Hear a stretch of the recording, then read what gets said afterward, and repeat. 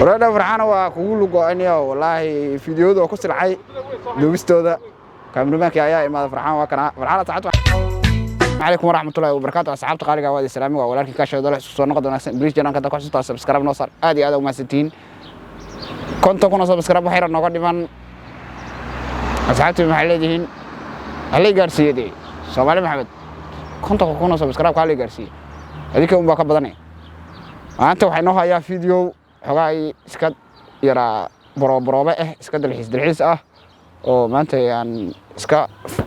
سنة الله ديك لو سكا فلوك marka asxaabtayda qaaliga daawasho wanaagsan marka marka aad iyo aad wallahi maanta aadan joogiga xogaa ma sha Allah alxamdulillah inta waxay soo gaarsay ummadda Soomaaliyeed maadaama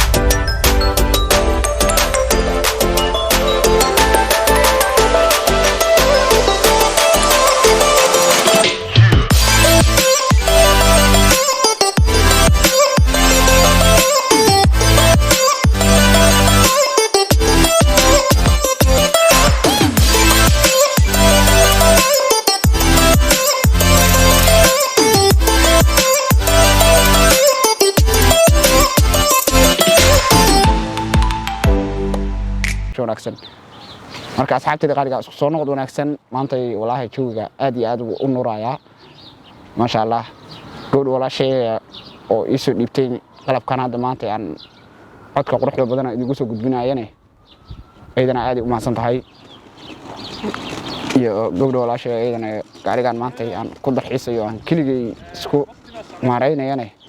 iibisayna ayadana wallahi runtii aad iyo aad ugu mahad celinaya asxaabtayda qaaliga marka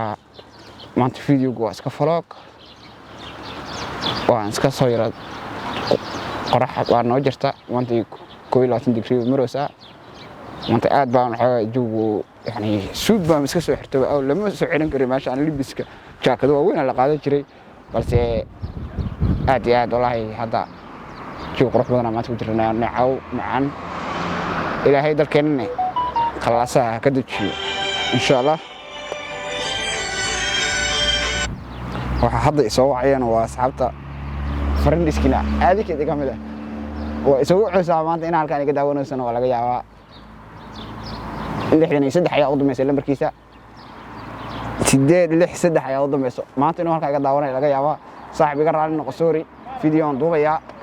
marka asxaabta qaliga dadka yani aan call ka qaban waayo badanaa waxa ka raali gelinayaa ina yani badanaa aan call dadku kuma dhageysto callka waa ka qabtaa laakiin waxa ka raali gelinayaa inaan call markaan soo ciisinaan yara mashquulsanahay ama laga yaabo fariin ii soo reeb fariintaada kaaga soo jawaabi maxaa leeyahay halay gaarsiiyo